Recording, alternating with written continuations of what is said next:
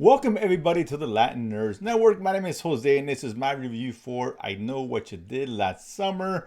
The reimagining, reboot, continuation, sequel, legacy sequel, whatever you want to call it here. This coming, of course, following the heels of the, was it 1997 original? Damn, it's been a while. I'm getting old. Of course, there was a sequel a few years later.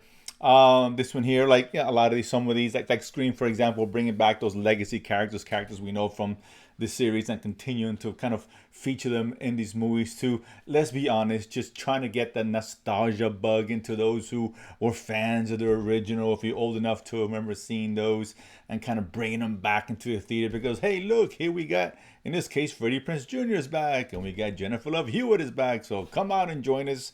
Relive some of that nostalgia, some of that greatness that was the original.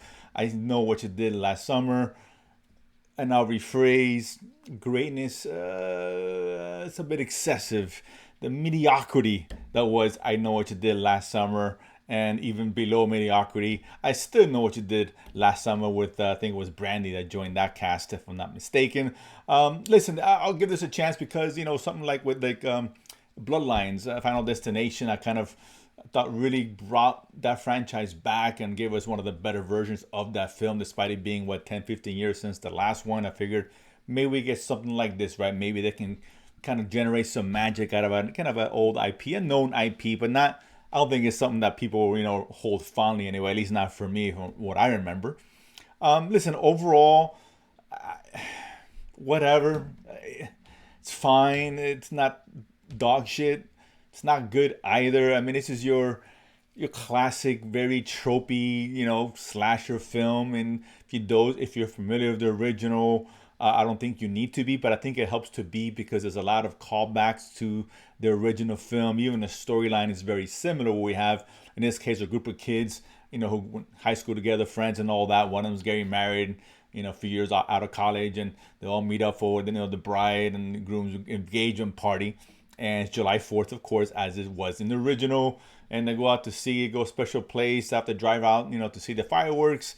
And they're kind of messing around. One of the guys is kind of hanging in the middle of the road. And as a result, someone loses control of the vehicle and plunges to the death, essentially, right? And they didn't want to tell anybody. They want to get in trouble. So they kind of kept it quiet.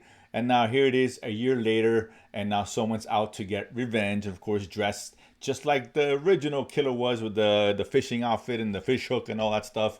Gunning him, well, not gunning him, stabbing him one at a time, I guess, if you will. And they have to figure out, well, who indeed is the killer here. I'll say this, just a minute I saw the trailer, I was talking to someone before the film, true story, I swear to God, I said, oh, the killer is X.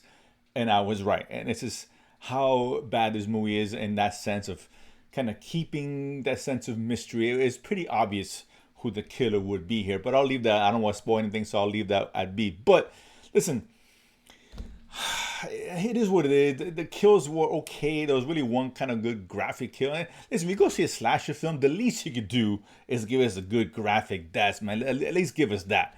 They didn't quite do that to any extent, except for one.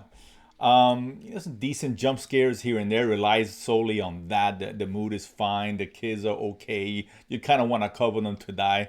There's some funny moments in them, no doubt, but overall, just a missed opportunity. They could have done something really different with this franchise, and it's kind of just rinse and repeat, and just we're gonna add some characters that you want to see.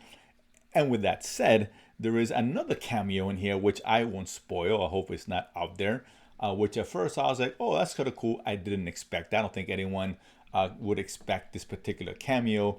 But after you see the scene, you're like, that was a waste of time. That was a scene created just to put in this cameo. It served absolutely no purpose. It was pointless other than, oh, cool, look who it is. And that's basically it. Jennifer Love Hewitt is fine coming back. And, I did like her coming back on here. Freddie Prinze Jr. is fine, of course, coming back as well.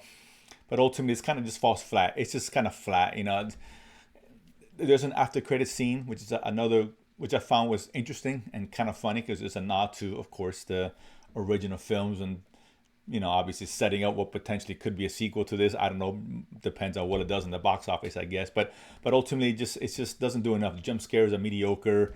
The killer is obvious. The kills aren't cool enough. Anything graphic or like, oh my God, you're turning your head away against that for one.